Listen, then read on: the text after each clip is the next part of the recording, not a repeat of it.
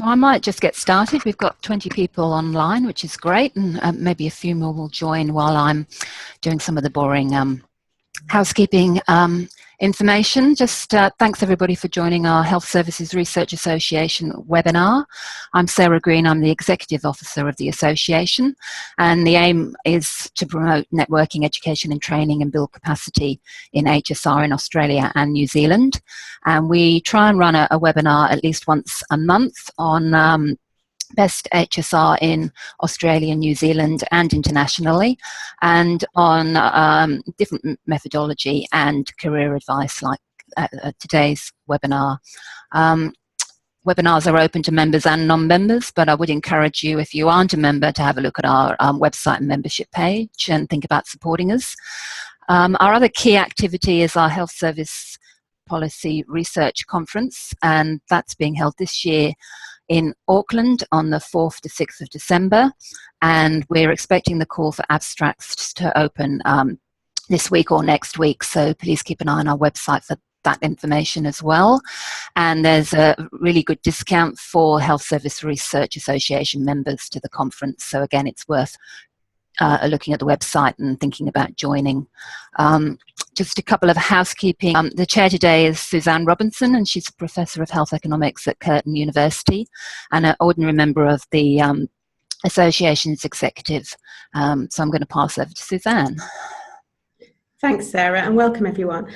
In terms of seminar, before we get started, I'd just like to acknowledge the traditional custodians of the country throughout Australia and New Zealand, recognise their continuing connection to land, waters and community, pay my respects to them and their cultures, and to elders both past and present, sorry. Okay, so great to have everyone join us, and as Sarah said, we have got a number of people online, so we'll have different people with different views, perspectives and different pathways to research. So Sarah said I'm a professor over at Curtin University in WA, and my role's around health systems and health economics. Interesting for me, I've had more of a traditional trajectory through academia, so I'm quite interested to hear from our panellists today, our speakers today, in terms of how their career pathway has evolved. And I think, I don't know about others, but I think I still don't know what I want to be when I grow up, so I'm always interested to hear from adults who do. Okay then, in terms of today's session, the format will involve the following. I'll open, as I'm doing now, introduce the speakers in turn ahead of the presentations. As Sarah mentioned, if you have any questions during the presentation, do please type them in the chat box, and I think we'll take all questions at the end of all three presentations. One of our speakers couldn't make today, so we don't get to see one of our presenters, but we have got a pre-recorded session for you to listen to. So without any further ado, our three presenters then are Associate Professor Shilpa Jesudason, and she's a staff specialist neurologist at Senior Clinical Lecturer at University of Adelaide. And then we've got, to follow, we've got Dr. Kristine Battye, Managing Director of KBC Australia, and Dr. Tilley Pain, Principal Research Fellow at Townsville Hospital and Health Services. So some great speaker lineups for us today. So, as I said, we don't actually have Shilpa with us today, but she has done an excellent presentation for us. So if technology doesn't fail me, fingers crossed everyone, there we go.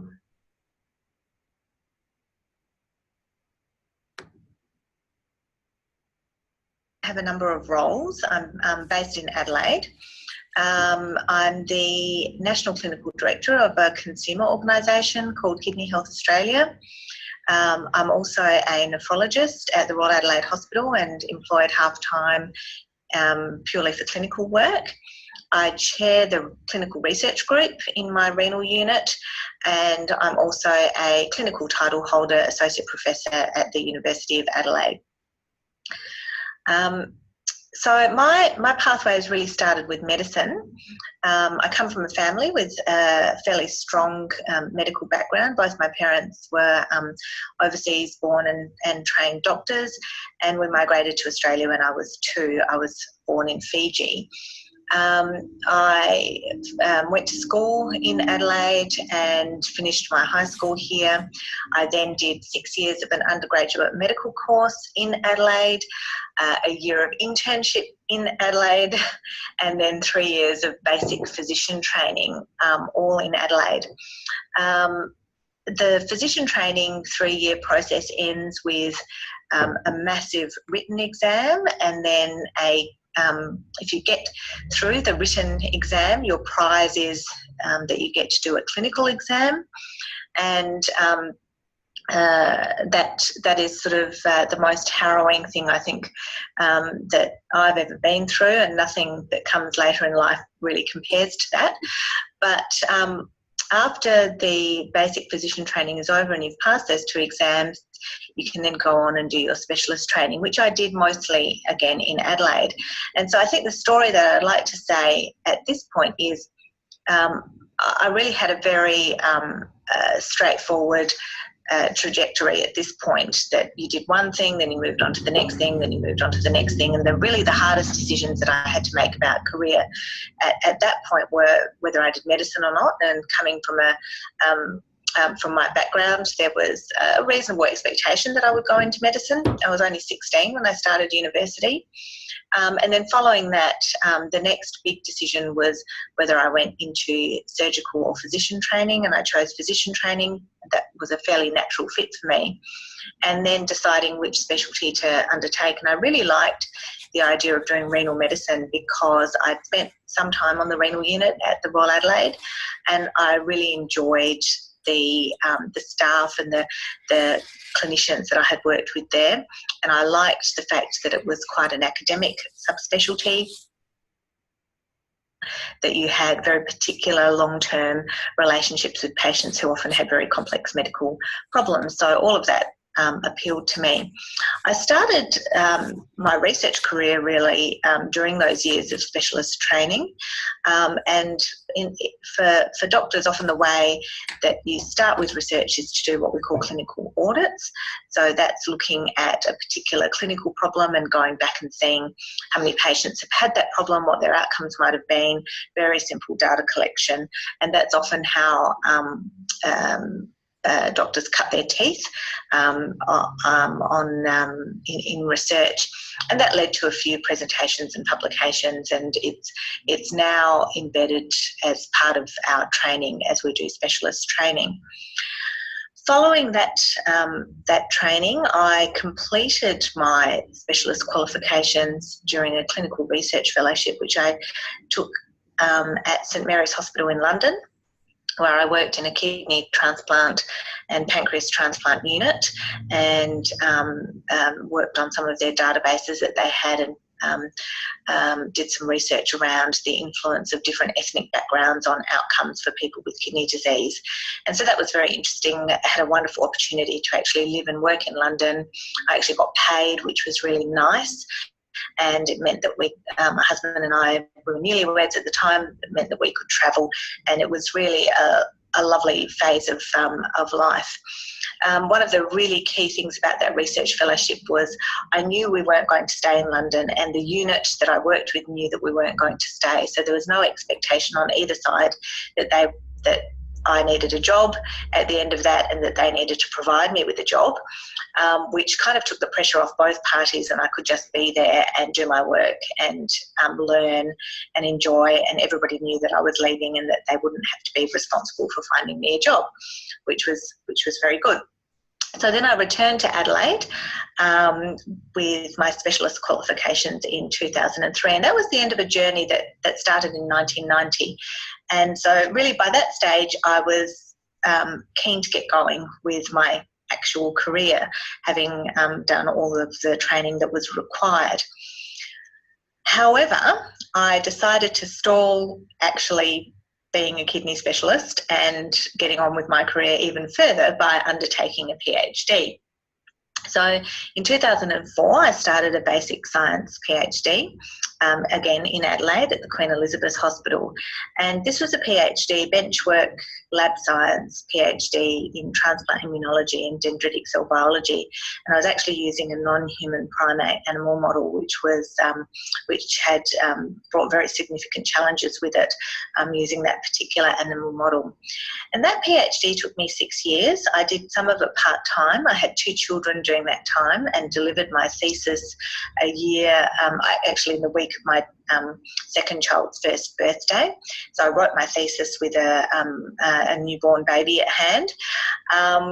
And I only got 4 papers out of that PhD, one of which was a review paper, because the subject matter was a very laborious basic science process, and experiments took weeks and weeks to perform, and data collection therefore was a very long process.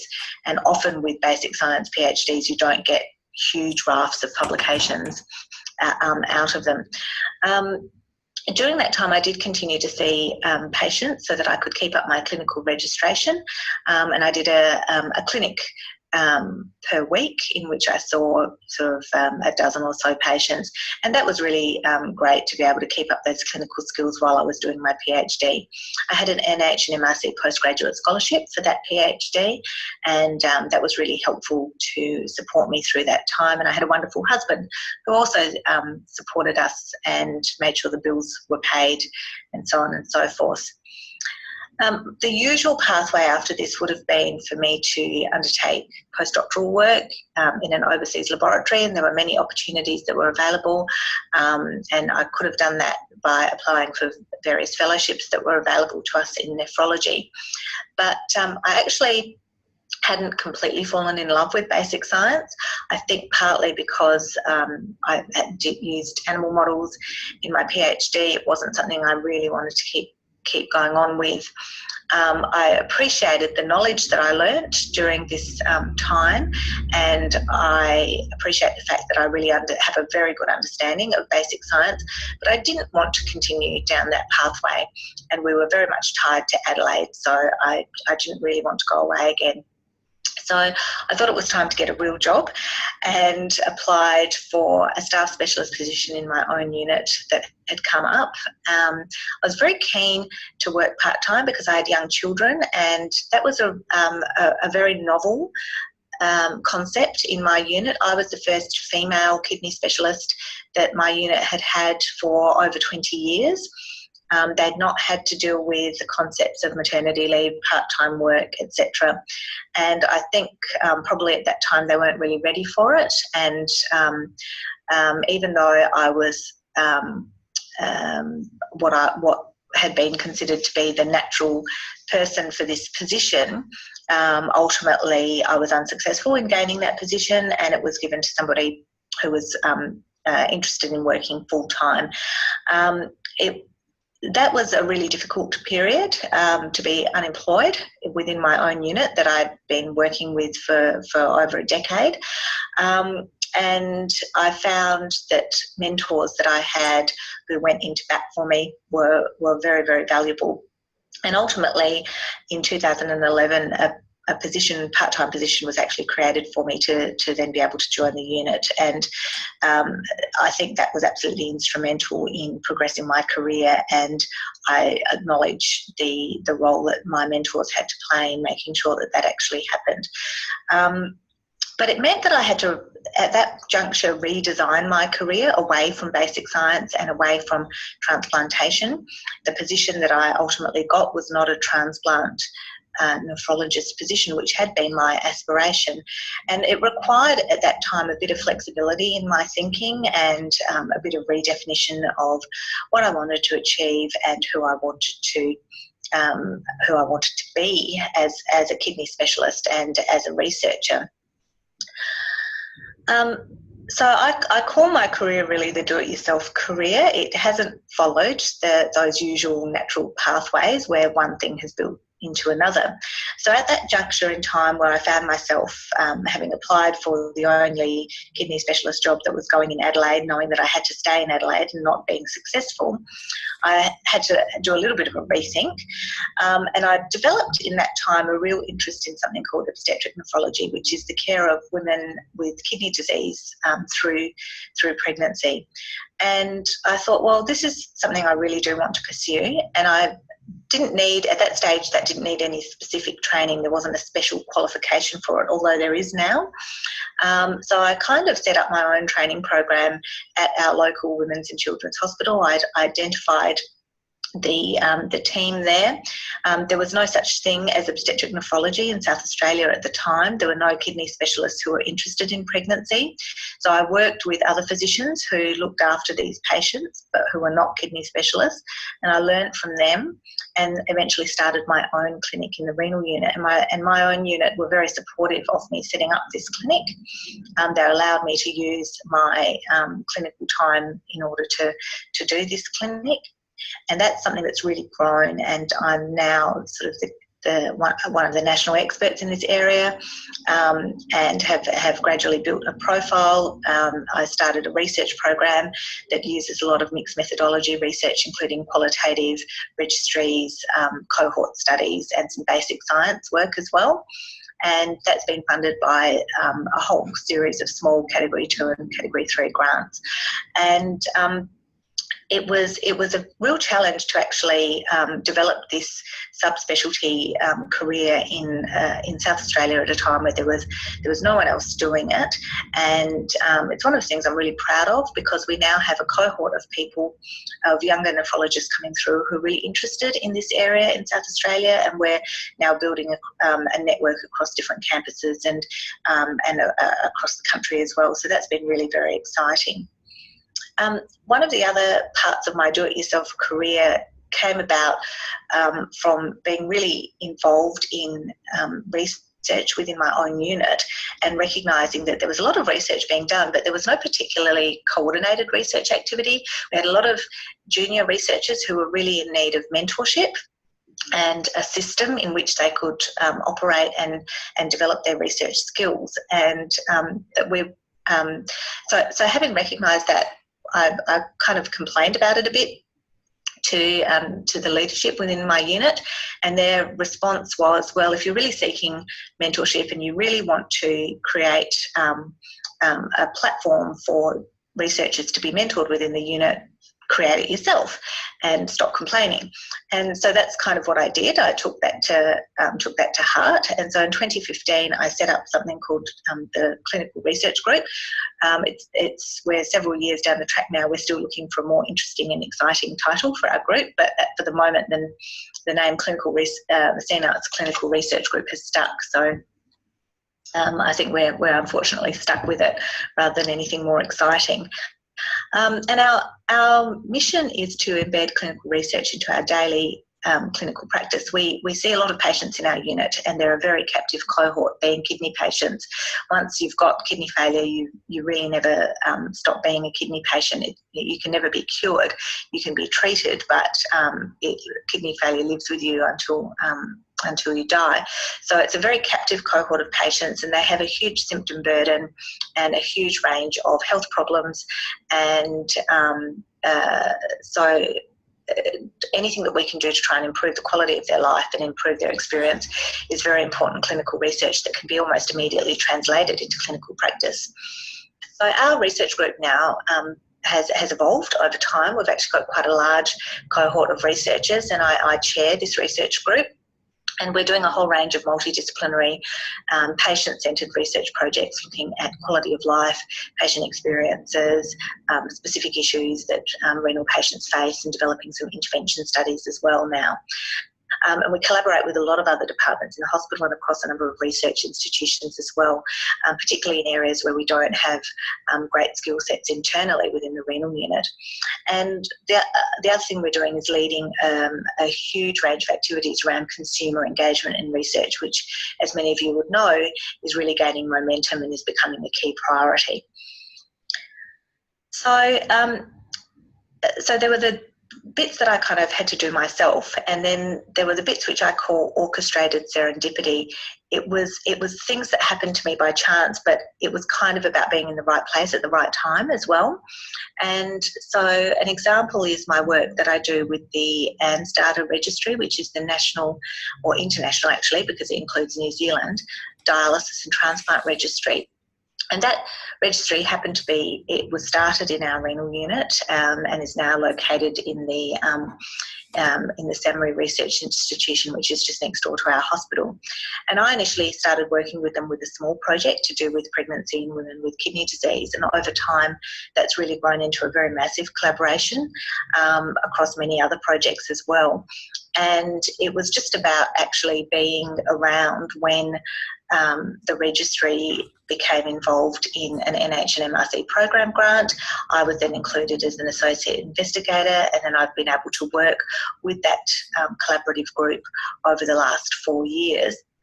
And we're now moving forward with a CRE application around patient engagement in research, and I've been promoted to CI in that process. So that's been a really fantastic collaboration for me, and it's done a lot to help build my research skill set and get me involved in a lot of different projects. But it was just being in the right place at the right time and joining in and riding the wave that the registry was going through. My role as the Medical Director of Kidney Health Australia, which is a national consumer organisation and a peak body, was very much about being in the right place at the right time. This position was, I was actually asked to undertake this position by the CEO at the time, who I happened to cross paths with when I was organising a national renal meeting. And that CEO is no longer with the organisation. She only lasted 6 months, and we kind of joke that her decision making was sometimes quite random, but in this case it really worked well in my favour. Being able to take on this role has been the ultimate career game changer for me. I would say I've been in the role for 2 years now, and the week before I was asked to take on this role, I would have had no idea that 2 years down the track I would have this position, that it would jettison me into a whole bunch of national roles and steering committees. We've been working very closely with government, and we've just finished a national strategic action plan for kidney disease. So I've been working very heavily in the policy space. And we've also been riding the wave, the momentum that's going on about consumer engagement in research. So that was absolute serendipity, completely unpredictable. I couldn't have made it happen, but it's been an opportunity that I have tried to grasp and get as much out of it as possible. Another example is work that I've been doing in nephrology in Fiji, which started through some quite random personal connections, but again it was about being involved and saying yes to things, and I've joined a sister renal centre program there, and what started off as trying to support some clinicians who were trying to get nephrology up and running as a specialty in Fiji has actually turned into supporting research in Fiji. There's not much nephrology in Fiji. A lot of people die because there is there's very limited access to kidney failure treatment. But the government, we've been working with the government around policy around this, and there's things are building there, and there is now dialysis and other treatments being offered, and so we need good data, and we need to set up a registry, and we need good research coming out in parallel with the clinical service. So that was again being sort of around and engaged and interested and getting involved in something that has then built. I just wanted to summarise what I've learnt through that journey. I hope I've been able to show you that it's actually been not linear at all. I haven't followed the usual career pathway of finishing medicine, doing a PhD, going on and doing postdoctoral work, and then continuing along in the same vein and building a body of research in a particular area. I've actually jumped around quite a bit, so I sort of do feel I'm a jack of all trades but a master of none. But I think having that broad overview of research has helped me. I've had a few twists and turns, including some dark moments where I wasn't quite sure which way my career was going to go. But I think the one thing I have been, I haven't been particularly strategic, but I have been flexible, and it's allowed me to take up chances that I might have otherwise not considered or not thought about, and not taken up. I do feel my skill set is fairly diverse. Sometimes I think I'm a traffic cop, sort of pulling together people and directing research, my researchers and my team in various directions, because I do have a reasonable overview of sort of the research landscape in nephrology. And it's been helpful to sort of understand both the basic science and clinical science world. I do have a problem with saying yes to things, because I've learned that sometimes randomly saying yes to something will then lead to new opportunities. But I also think I need to get better at saying no, because I'm slightly overcommitted at the moment and at risk of not finishing things that I've started because I'm saying yes to too many things. So that's a really interesting balance. How do you take up opportunities when you don't know which way they're going to go, but not get too committed and bogged down so that you never finish anything? I have tried to actively seek mentors, not just within my own specialty, but also from outside of health, and try and identify those people. And even if it's just sitting down and having a cup of coffee and saying, look, how would you deal with this situation, or how have you gotten to where you are? I think we have a lot to learn from people in the corporate world and outside of the health sector. A lot of the challenges are actually the same, but they're sometimes better resourced to deal with them, and there are definitely better pathways for formal training around leadership outside the health sector. And my final comment would be, the one thing I've done at every stage is to really enjoy the work that I'm doing, whatever it was. Although towards the end of my PhD, I can't say I really enjoyed the animal model work when I was 38 weeks pregnant. That was pretty challenging. But apart from that, I love my job, and I think that's critically important, because you do have to work hard, and there will be ups and downs, and they're really difficult to take if you're not absolutely committed to what you're doing and loving what you're doing.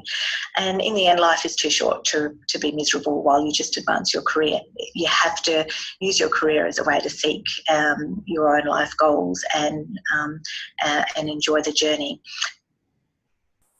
Okay, so we'll move swiftly on. I'm just conscious of time, but just to wrap up on that presentation and thank Shilpa for a really interesting sort of discussion of her journey, and I think some really good hints and tips for people who are embarking on their career.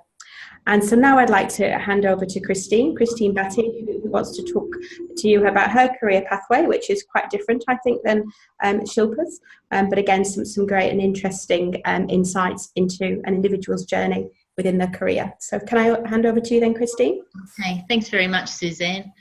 Now, just to get started, I suppose now I run a consulting company that focuses on health service planning, program evaluations, very much working in in the health sector. But I started off in wool and pastoral sciences, which was an ag science degree that was run through New South Wales University. So a lot of people say to me, how did you move from this ag science degree into working in health, in the health sector? So so my background then was rural person, farm girl, all that sort of stuff.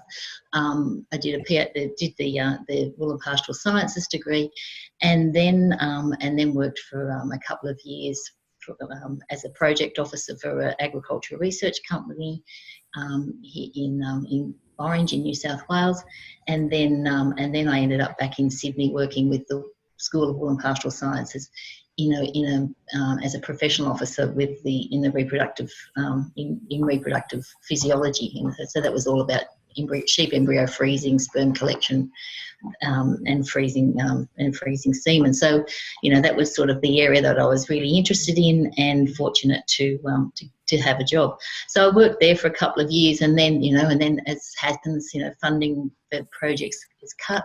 And so I thought, well, what am I going to do now? And that's where really I fell into the PhD, because I thought I had, had the opportunity then of being able to, I thought, be able to sort of manage my own destiny by having a PhD and the funding grants.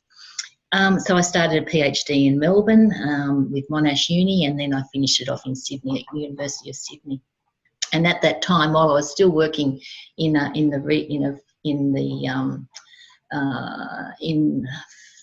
sheep and goat research, so it was sheep and goat reproductive physiology, it was all sort of happening under the human IVF umbrella. So, my PhD took me 5 years. Again, it was an animal model, so the experiments were long. They usually last for 3 or 4 months, and out of that I ended up with 5 papers.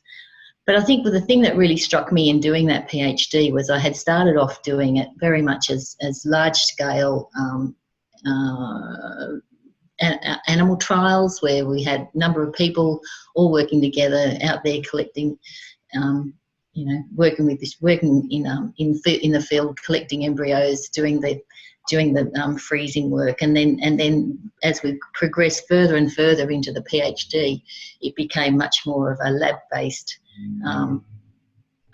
piece of work, and really focusing on intracellular messengers and embryonic secretions, and I just I found that it was sort of not really me. I was much more of a people person than a lab-based scientist. So I finished the PhD, did a postdoc, and then started to think, well, hang on, this lab work's not for me, and that's really confronting when you've put 5 or 6 years into this, into developing content knowledge and expertise in one particular area. But in doing that, you also realise that you end up with a lot of very transferable skills. And so when I started to think about, well, what am I going to do if I'm not going to follow that, that postdoc, line where, you do your postdoc and then you go and do another one overseas, and then you develop your expertise in a particular area. What am I going to do if I'm not going to do that? So then it did come down to that thing of thinking about, well, what's my skill set? And, and in doing a PhD, you develop a really broad range of skills. And I think you've just got to be able to sort of step away from worrying about the content and thinking about the skills that you have.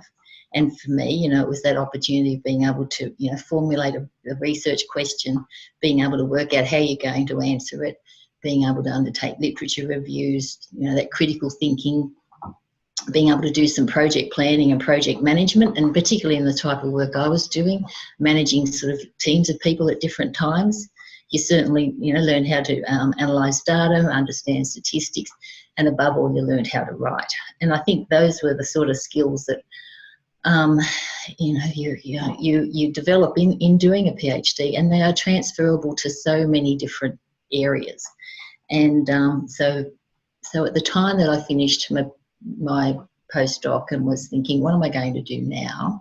This was the early 1990s, and things called divisions of general practice were just being established. And they were really looking for people that could start to work up projects and being able to run projects in these new entities. The tricky part was there wasn't any rigour in any of the stuff that was being, very little rigour in the stuff that was being developed at the time. And so having the PhD was really sort of positioned me in a very well to be able to sort of step into that space and be able to work with GPs that actually respected the fact that you had a PhD. That was I suppose a bit of a change to so it was something I actually hadn't really sort of had expected. So it was nice to be able to sort of see that was well respected, and that you weren't sort of seen as a bureaucrat, which was on the nose as far as GPs went. So we ended up working with a division of general practice, worked there in central west New South Wales for a couple of years, and then moved up to Queensland. To Townsville, and took on a job up there with another division of general practice, but one that worked across north from Townsville right across to the Northern Territory border and up into the Gulf of Carpentaria. So in that environment, I really got to get a much better understanding of the challenges of rural and remote service delivery, of rural workforce issues, of Indigenous health, and so then started to be able to develop a whole lot of better understanding and knowledge in that area, and I think also some advocacy in that space. So I worked there for a couple of years, and then decided to sort of get back on the tools. I'd sort of moved into a management role and wanted to really work more back on the in the doing work, because what was nice about this work is that you're working with people on the ground, you're working with local communities, you're working with local service providers, you're working with local government, state government, and you're working up to sort of at a federal level as well. So it really gave you this really broad understanding of the world, and it also meant that you were able to to do some of that advocacy work for rural and remote people, and start to try and get some balance back into service arrangements, service delivery for rural and remote health. So from there, I had the opportunity to start up a consulting business. I had decided I didn't want to manage an organisation anymore, but I wanted to start to do some projects and set up this consulting. And so, a couple of projects came on board, and I sort of ran with that, and then that's sort of built over time. So now I've been running this business now for 20 years. I have 5-6 staff, and 2 of those are PhDs. So since I started actually employing people, which was probably about 12 years ago, I've always ended up with a PhD person on my team, and it really sort of makes you realise that there's a whole lot of opportunities for people that have higher degrees that sort of sit outside the academic space. So what have I learnt from this journey? I think the big thing I understood was that you have to really look at what suits your personality. So for me, a PhD was a degree in perseverance. It shows you have real stickability, and that you're able to sort of really stay focused and be able to work towards something and achieve it. But at the same time, it really makes you think, hang on, am I really into this detail, or am I a big picture person? And for me, I understood that I was a big picture person. I wasn't into the detail that was needed to really be a good medical scientist. I think the other thing that it sort of has shown me is that I'm a starter. I'm a finisher too, but I'm a starter, and I can start and look at projects for 12 months, and that's about as long as the focus lasts for, and then it's time for the next thing. So I think it sort of helps you you need to understand what sort of what are your motivators and your drivers, and how long do can you sort of stay engaged and enthused about what you do. And I think a PhD is one of those real testing things where you've got to stay on it for 4 or 5 years, and that's a really that's just another job. And so I think I'm fortunate in that I'm worked out a job that gives me new interests every 3, 6, 12 months. So that's the sort of the advantage of going down the track of this consulting work for me. And I think, just taking on from what Shilpa was saying before, I think the really important part of it is you've really got to work out what it is you like doing. And, so for me, I think I've moved a long way from chasing sheep and goats and collecting sperm and embryos and sitting on a bench and doing anion exchange chromatography and all that sort of stuff. But, I'm now in an environment where, I love what I do most of the time, and I think it's a real privilege to be able to work in that consulting space where you're working very much with with community, with consumers on the ground. You're working with local service providers. You can work with local organisations, local government, and you still have the ear of state and federal government as well, because often the work you're doing is as a contract, with those with the government agencies, but you're sort of being that that advocate or that conduit for the people on the ground that sort of don't have that passage up to the policymakers. So that's a sort of a very rambly sort of way, I suppose, of trying to sort of show my path. But I think it's the take-home message from me is really to sort of look at what you recognise that you're going to end up with a whole lot of skills from doing a PhD, and that there's a whole lot of opportunity out there that is different to academia. I think when I first sort of stepped out of going down the treadmill of the next postdoc and the next postdoc, people sort of said, "Oh, Chris, but what all that time you've wasted."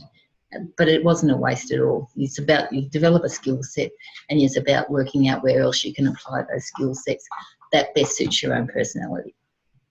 So thank you. Thanks, Kristine. That was really good. Thanks. It's really insightful. And what came through for me, what came through very strongly was your passion for what you do, which is absolutely excellent.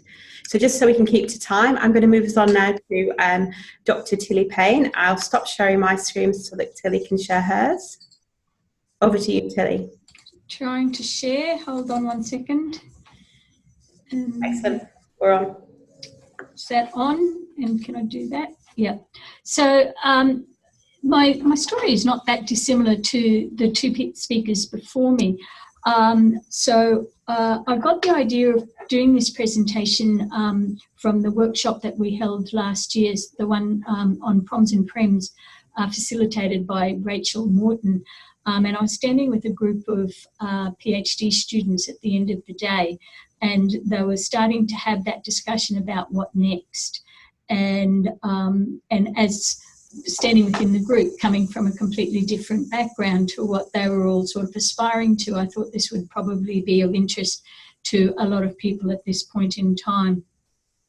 So I'm going to talk about my journey back to front. So I'm going to start, like Kristine did, with where I am now and what I'm doing now, and then I'll go back and talk about how I got here. So that's just a picture of Townsville. So I'm in North Queensland, and I'm sure you're well aware we're not renowned for our, research expertise up here, but we do have quite a thriving research community here, and that is growing. So in my current role, so I'm employed as a research fellow in a hospital and health service, and it's part of the enterprise bargaining agreement that was struck by the Allied Health Professions Office of Queensland back in 2008. And they employed, I think there was 19 of us research fellows across the state. So we're actually employed as a full-time researcher within the health service. And our role description is to build research capacity. However, our tenure is predetermined by the research output we do. So pretty similar to what the academics are with their teaching load. But when I started here back in 2010, there was nobody doing any research except for the two audiologists that we had here. They were doing some research in collaboration with a guy from the University of Queensland.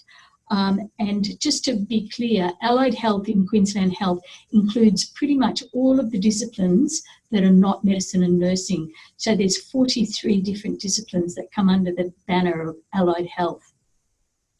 So over the years, I used to essentially just walk the halls trying to engage people in research.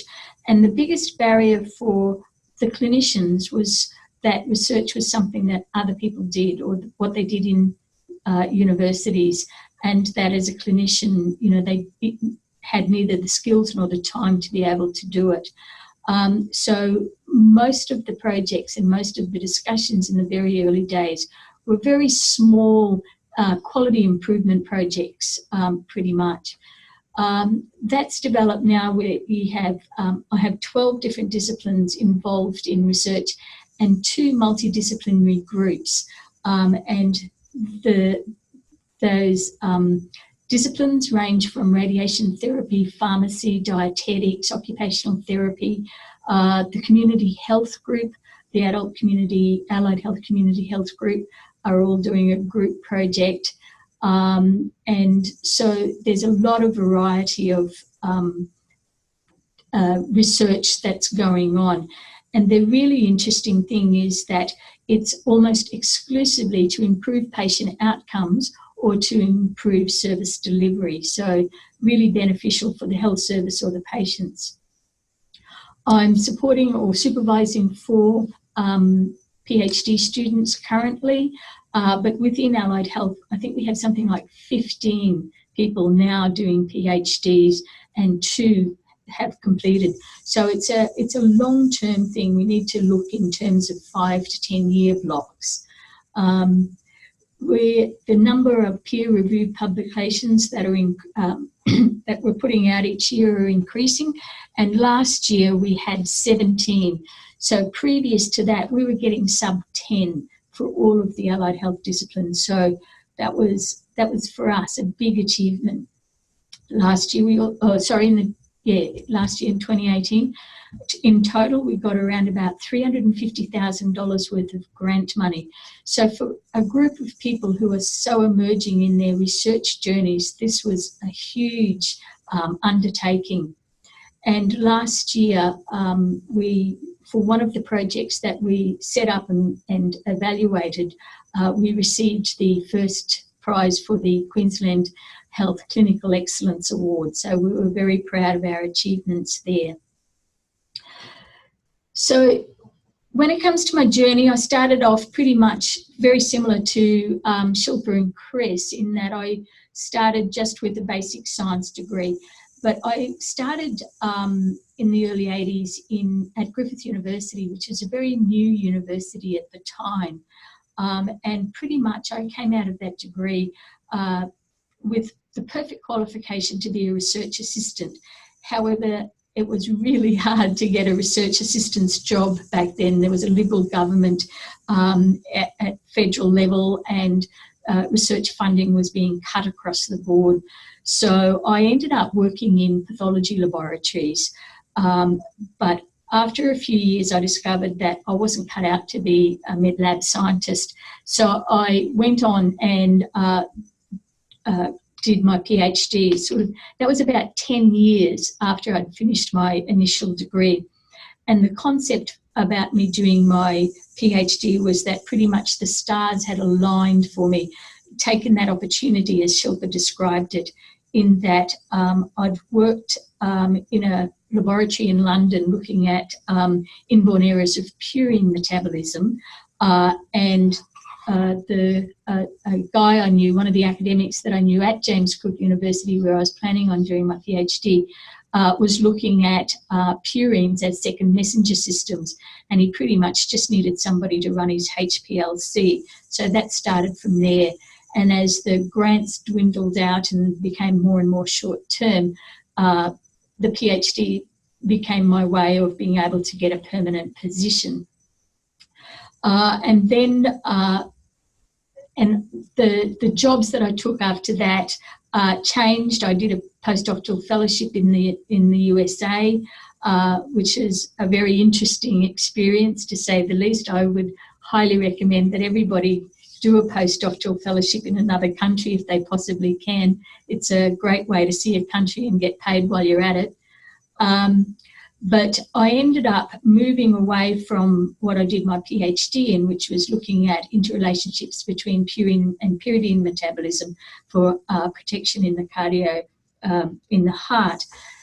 And when I came back to Australia after doing my postdoctoral fellowship, looking at ischemic preconditioning in the heart, I had a lot of difficulty finding a job in cardiac physiology, and mostly because I was limited to where I could go because of family commitments. So, so after a few years of not working within the cardiology that I had been doing, the cardiac physiology, I realised that my skills in that microsurgery that I had been doing would probably be lost, because I was using an animal model, and it was the rat model at the time. And it took years to develop the skills. So within a couple of years, I was fairly sure that those skills would be lost. So just like Chris, I thought, well, I still have all of the writing skills, the planning skills. What else can I do?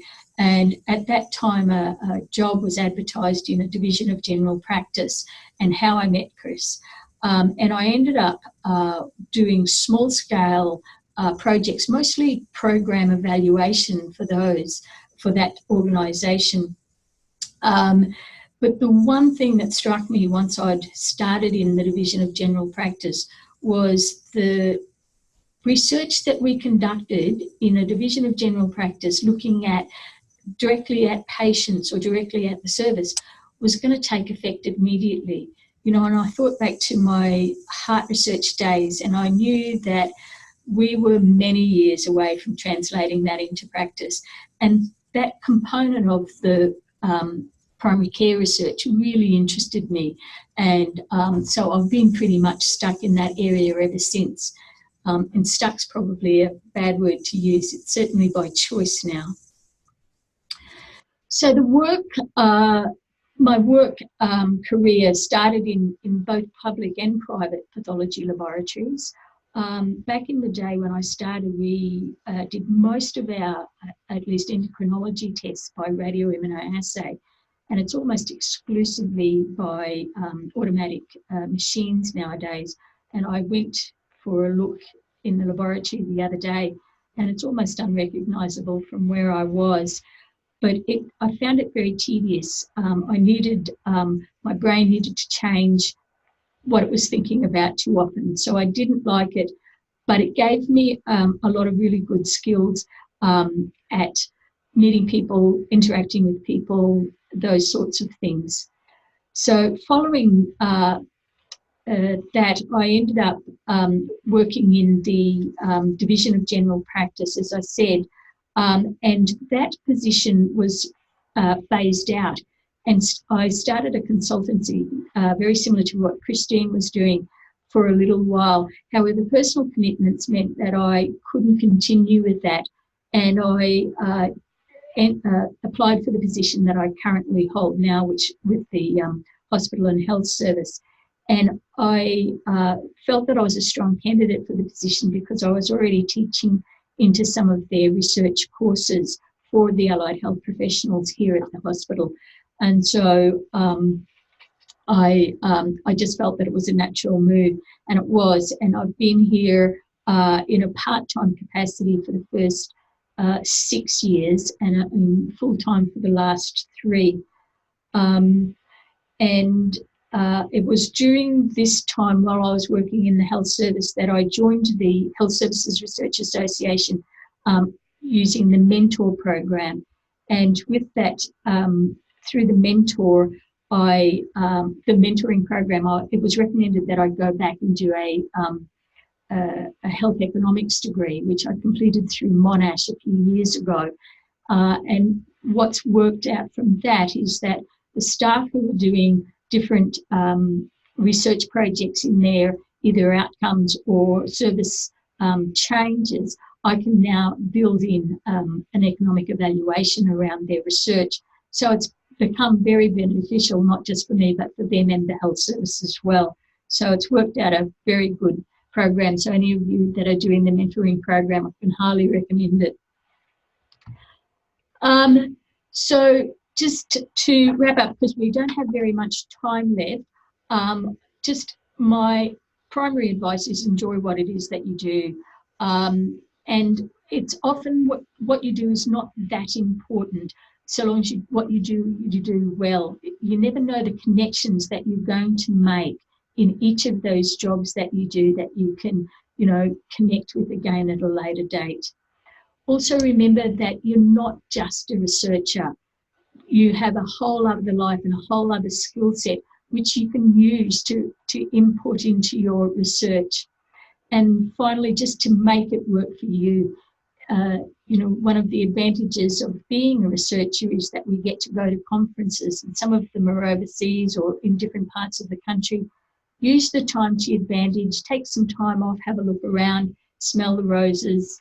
But you know, it's all there for the taking, really, and think outside the box. So I think, Suzanne, I'll hand that back to you now.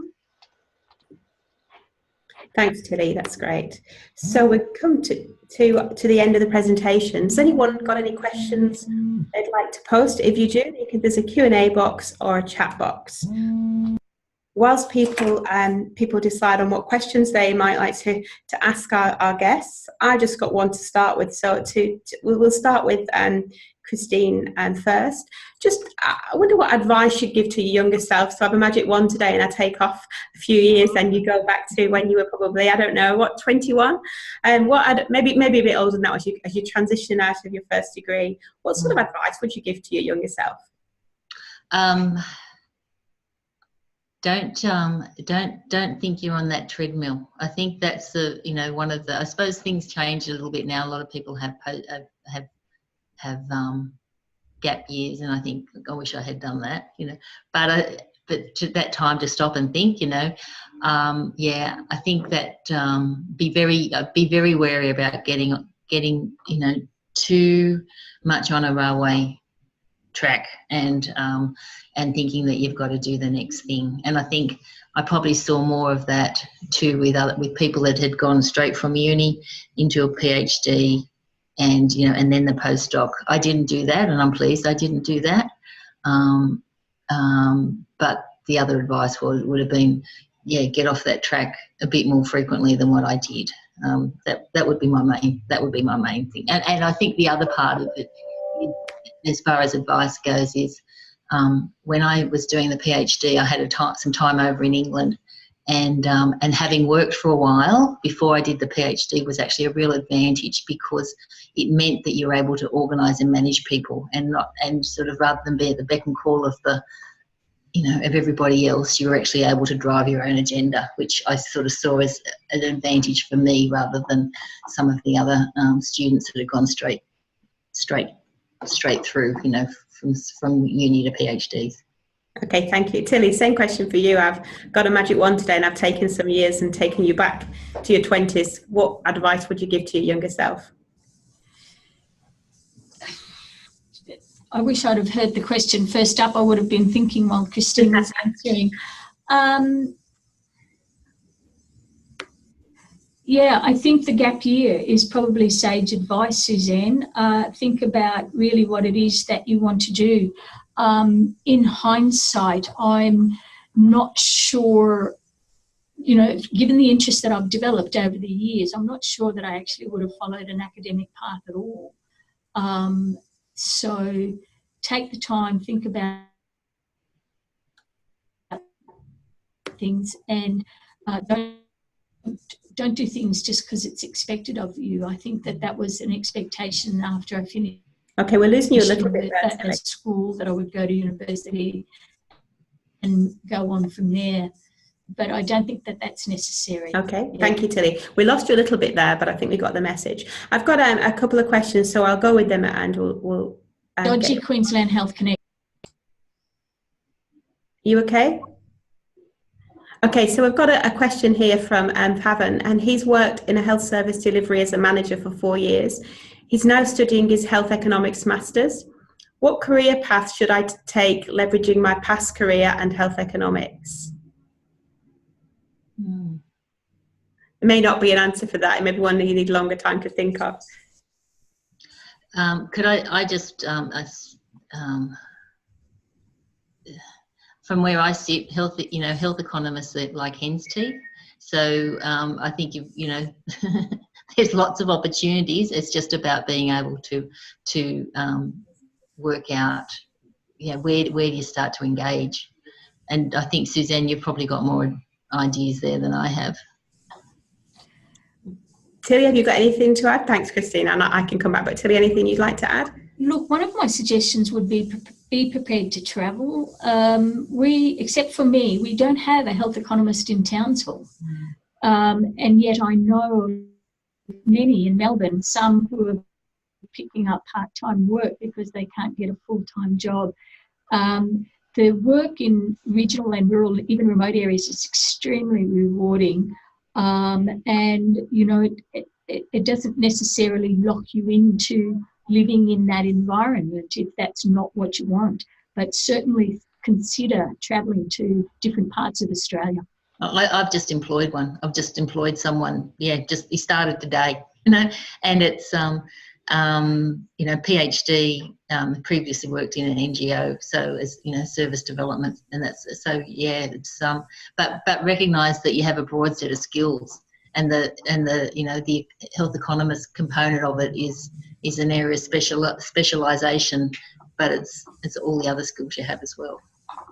I think from a WA perspective, we have a shortage as well, so I agree on the be prepared to travel. I'll carry on because we've got a few questions coming through. So a question from an anonymous attendee. How did you overcome the stereotype of a PhD graduate as too academic and or too specialist, thus affecting employability in other sectors? And as linked to that, also in the transition to consultants, how did you actually start this up, and what practical tips could you offer? It is quite risky, and I think so. There's two questions there. One is about that overcoming people's stereotypes about academia more broadly, but the PhD and being overqualified, too specialised, and then the consultancy aspect. So we'll let either of you start with a response to that one. So I'll start. The overqualified component of it, I think that's always a risk, and I think it's, again, comes back to sort of just, you know, that you've got a kit of skills and you've got to sell those, and I think, yeah, it's probably more of a risk now than it was when I was trying to do this, but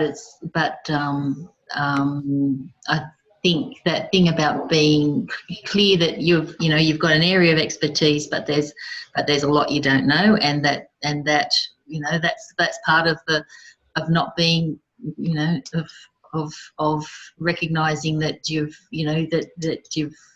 got to develop a broader skill base, and that's why you're wanting a particular job.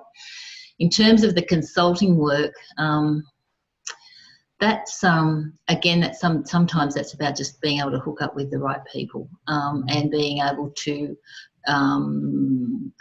be really careful of the big consulting companies, because they'll, you know, you end up very much doing fairly routine sort of work, and I think there's a lot of opportunity probably in smaller businesses. Again, though, you know, you've got to just bite the bullet and think, you know, have we got a chance here? It's about, you know, I think that thing of wanting a 9 to 5, know the money's coming in type job, it's pretty hard to come by, and so you've got to sort of be ready to take a bit of a risk. But, you know, that's what academia is too, because you're still looking for grants and you're still looking for project funding, and so we're in a different ball game, you know, different business environment now, you know, to what it was, you know, 15, 20 years ago. I agree, Chris. I think the only thing that I'd add is that it does cut both ways. There's the bias that you have a PhD, that you're too academic, but also if you don't have that PhD, or if you don't have that academic knowledge, then you know, everyone else. Yeah, they do see it as not being able to fulfil the requirements of the consultancy. So I think it's consultancy is the one area where you really have to hone your people's skills, and it's you've got to be part salesman, part lecturer, part, you know, advocate, part everything. And so I do think you have to highlight your skills in academia, but also by demonstrating that you can do the work that's asked of you. Yep. I think the other thing on, just to add to that, I think what you alluded to as well, is to make sure you get some career support into what your value is and what your proposition is when you go for the jobs, would be my bit to add to that. Just the next question, so I'm moving us on. Thinking about gap year, so people have heard the gap year. Would you see it as a bad thing as having one after finishing your PhD? No. I wish I'd done that too. I think we'd all take one tomorrow, wouldn't we, just for a holiday?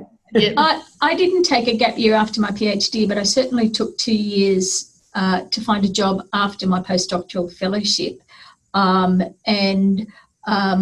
Even though that was enforced, that was a really good time. That was resetting what I was doing. I previously enjoyed the research that I was doing, but I have no doubt that the work that I'm currently doing is far more fulfilling. Excellent, thank you. There's one final question that I'll end on, and it's more of asking if we know of any, so it may be one that is from Jake Ballantyne, who may want to email people directly. He's a PhD student and has a strong interest in activity-based funding and the use of administrative coding data for health service delivery. And the question is the panel aware of any job demands in this space post-PhD life? And I suppose that links to the economics and finance. So I suppose, Tilley, yours would still stand that maybe think wider than the eastern seaboard of Melbourne and Sydney. And there's opportunities up in Queensland and also in WA that I'd be aware of. So, and to go beyond necessarily just, from my perspective, just academic institutions, but the health services may also be interested. Don't know if you want to add to that. Look, I can't talk outside of Queensland Health because, I don't really look, but certainly the move in Queensland Health is definitely going down that pathway. They're looking at the funding, they're looking at their coding, they're chasing down the informatics of what we do and how we do it and how we measure it far, far more. So I think it's going to be a career of the future, that's for sure. You may want to get in touch with some of the academics from those regions and send CVs and just cold call. I'm always happy to have a cold call and have a chat with people. Okay, I'm just conscious of time. A few people have left. As we said, it was an hour. So I just wanted to say a big thanks to our guest speakers today. I personally have really enjoyed hearing about your journeys and also your honesty in terms of what you've been through and some of the difficulties that you might face, but also some of the joys of the job. I suppose a few take-home messages I had was the passion and love for the job clearly came through, and I think that's probably a very important part of what we do, is to enjoy it. I like the line about what suits your personality. Don't be afraid to change if it's not working for you. From the earlier presentation, grab the opportunity. There are lots out there. And also, I think there was something in there around making sure you think about, we're always out there networking and our connections and how important these might be at the most unexpected time. And then there was something in there for me about mentorship and support and about seeking advice from others on the journey. I think that were the sort of take-homes from me from what I heard. So thanks again, and thanks to Sarah, who's in the background, who organises the webinar series. It's a great free resource for our research community. And can I just say that not to forget that if you're not already a member, please visit our website and do consider becoming a member of the association, and that we have an excellent conference ready and waiting for people to attend in December over in New Zealand. Again, all information on the Health Services Research Australia and New Zealand website. So thank you all very much. Enjoy the rest of your day, evenings, afternoons and mornings, depending on where you're located, and hope to see you all soon. Thank you. Thanks, everyone. Bye. Bye-bye.